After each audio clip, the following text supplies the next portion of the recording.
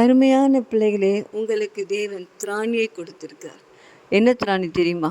நன்மை செய்யும்படியான திராணியை உங்களுக்கு தந்திருக்கார். அந்த திராணியை நீங்கள் யாருக்கு செய்யணும்னு சொன்னால், அது செய்யத்தக்கவர்களுக்கு நீங்கள் செய்யணும்.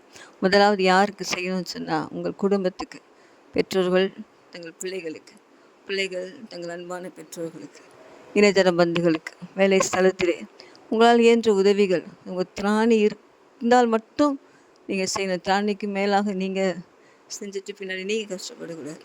ஸோ பிரியமானவர்களே, நன்மையை செய்ய பழகுங்கள், நல்லதையே யோசிங்க. உதவி யாருக்கெல்லாம் தேவை என்று நீங்கள் உங்கள் மனதில் யோசிக்கிங்களோ அவங்களுக்கு போய் நீங்கள் வாலண்டியராகவே உதவி செய்யுங்க. இப்படி நன்மை செய்யும்போது உங்களுக்கும் ஆண்டவர் ஏற்ற வழியிலே நன்மைகளை செய்து ஆசீர்வதிப்பார். ஸோ உங்களுக்கு திராணி இருக்குது நன்மை செய்ய. ஸோ நன்மை செய்யுங்கள், நன்மை செய்ய படியுங்கள் என்று வேத வசனம் சொல்லுது.